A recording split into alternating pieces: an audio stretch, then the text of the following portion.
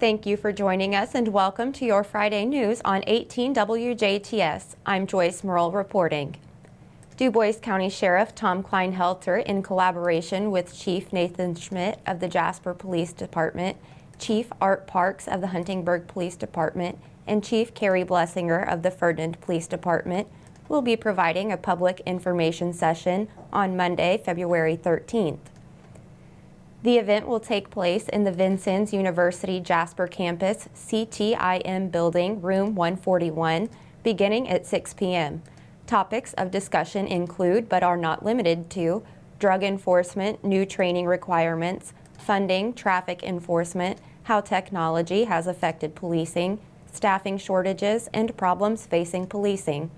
The event is free and open to the public. Attendees are welcome to address any questions or concerns they may have following the presentation. They hope to see you there. An Indiana Bar Foundation program connecting Hoosiers to legal resources and services is now available at the Jasper Public Library.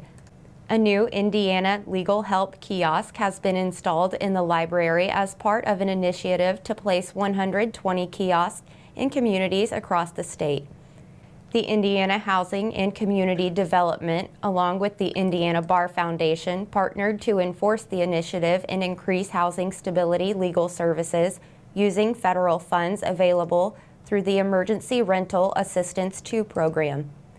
The Indiana Legal Help kiosk will be available for the public use during library hours. For housing and legal needs, you may also look for available resources using the link provided on our website, WJTS.tv. The FBI is expected to search former Vice President Mike Pence's Carmel home. On Thursday, reports indicated the search would be scheduled for the near future. This comes after a lawyer for the former vice president found a dozen documents marked classified in the home last month. Pence's office in Washington, D.C. is also expected to be searched. Former Indiana Governor Mitch Daniels will not run for the U.S. Senate. The seat is being vacated by Republican Senator Mike Braun as he runs for governor of Indiana in 2024. Daniels announced on Tuesday that he is not seeking the position. His decision leaves U.S. Representative Jim Banks as the only candidate who has declared they're running for the seat. Father Anthony Vinson, ordained Saint Benedictine, spends his time serving as pastor for 2 Spencer County churches, as a board member and as a chaplain at St. Xavier High School in Louisville, Kentucky. His dedication to the church is evidenced by various projects, including the National Fund for Catholic Religious Vocations, Decade of Promise campaign, established by the National Religious Vocation Conference to assist its member religious communities in welcoming candidates with educational debt.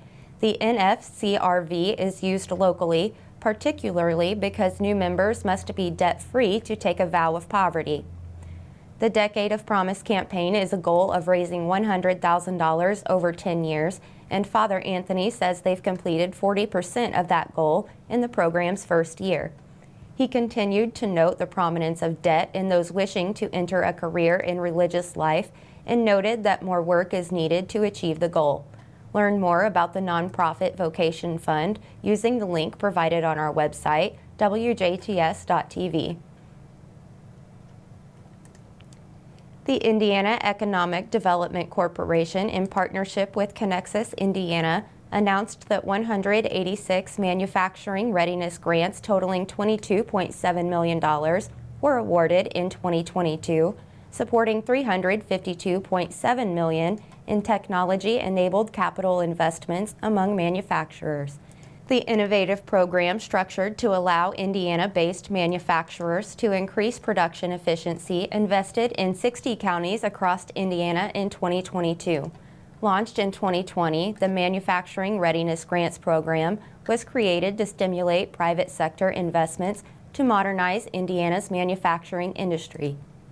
Since then, a total of 384 awards totaling $39 million have been awarded to companies in 69 counties, prompting proposed projects with combined budgets of $484 million.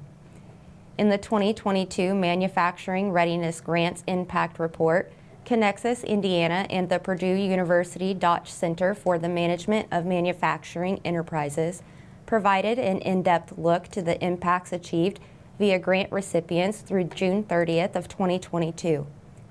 Key findings from the impact report, in addition to a revenue impact survey conducted in collaboration with the IEDC, include companies that adopted a smart manufacturing technology on average added 5 new positions. They also anticipated payroll to grow on average $196,000 per project. The average revenue impact to companies was $2.5 million, with 37% of those companies reporting that they anticipated revenue growth of more than 10%. The capital investment, coupled with projected increases in both revenue and wages, equate to a significant internal rate of return for the state's investment in the Manufacturing Readiness Grants Program. Manufacturing Readiness Grants Award recipients through December 31st of 2022 can be found on the Connexus, Indiana website. We'll be right back with a check of weather, followed by sports with Kurt Gutzell.